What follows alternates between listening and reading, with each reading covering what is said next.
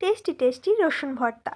রসুন ভর্তা বানানোর জন্য আমি যেই উপকরণগুলো নিয়ে নিয়েছিলাম সেগুলি হলো অনেকগুলো রসুনের কোয়া, পেঁয়াজ কুচি, 3-4টে শুকনো লঙ্কা, ধনিয়া পাতা কুচি। এবারে আমি কড়াইতে তেল দিয়ে দিচ্ছি। তেলের উপরে দিয়ে দিচ্ছি রসুন কোয়াগুলো। রসুন কোয়াগুলো হালকা নাড়াচাড়া করে নেব। এবার আমি এর সঙ্গে দিয়ে দিচ্ছি শুকনো লঙ্কা। শুকনো লঙ্কাগুলোও ভালোভাবে নাড়াচাড়া করে ওর উপরে দিয়ে দেব পেঁয়াজ কুচি। পেঁয়াজ কুচিটা দিয়ে এই 3টে উপকরণ আমরা খুব ভালোভাবে ভেজে নেব।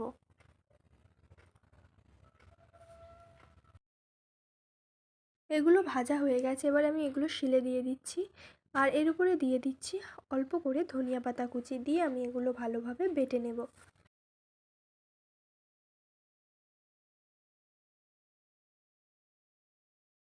এটা বাটা হয়ে গেছে, একটি পাত্রে আমি এটা তুলে নিচ্ছি। এবার এর উপরে একটু সর্ষের তেল ও পরিমাণ মতো লবণ দিয়ে মাখিয়ে নেব।